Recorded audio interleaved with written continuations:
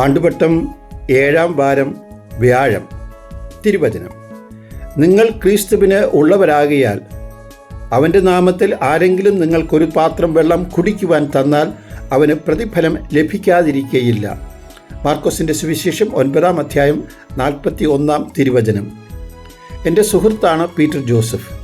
അദ്ദേഹം ഇടവകയിൽ എല്ലാ പ്രവർത്തനങ്ങൾക്കും മുൻനിരയിലാണ്. ദീർഘകാലം മതബോധന രംഗത്ത് പ്രധാന അധ്യാപകനും ആയിരുന്നു. എന്നാൽ വീട്ടിൽ ഭാര്യയ്ക്ക് പരാതിയാണ്. ഞായറാഴ്ച ഒരു ദിവസമാണ് എല്ലാവരും വീട്ടിലുള്ളത്. അന്ന് വീട്ടിൽ ഇല്ലാത്തത് പീറ്റർ ജോസഫ് മാത്രം. മീറ്റിങ്ങിന് പുറകെ മീറ്റിംഗ്. ഇന്നത്തെ സുവിശേഷത്തിൽ യേശുവിൻ്റെ വാഗ്ദാനം ഒരു പാത്രം വെള്ളത്തിന് പോലും പ്രതിഫലം ഉണ്ടെന്നാണ്. അത് സത്യമാണ്. പീറ്റർ ജോസഫിനെ ദൈവം അനുഗ്രഹിച്ചത് ഇന്ത്യ ഗവൺമെൻറ് ശമ്പളം വാങ്ങുന്ന ഒരു നല്ല മകനെ മരുമകനായി കൊടുത്തുകൊണ്ടാണ്. 5 അപ്പം തനിക്കായി സൂക്ഷിച്ചിരുന്ന ബാലനോട് യേശുവിന് കൊടുക്കുവാനെന്ന് പറഞ്ഞ് അപ്പോസ്തലന്മാർ 5 അപ്പവും ഒരുമിച്ച് വാങ്ങുമ്പോൾ സന്തോഷത്തോടു കൂടിയാണോ കൊടുത്തത് എന്ന് വിശുദ്ധ ബൈബിളിൽ വ്യക്തമല്ല.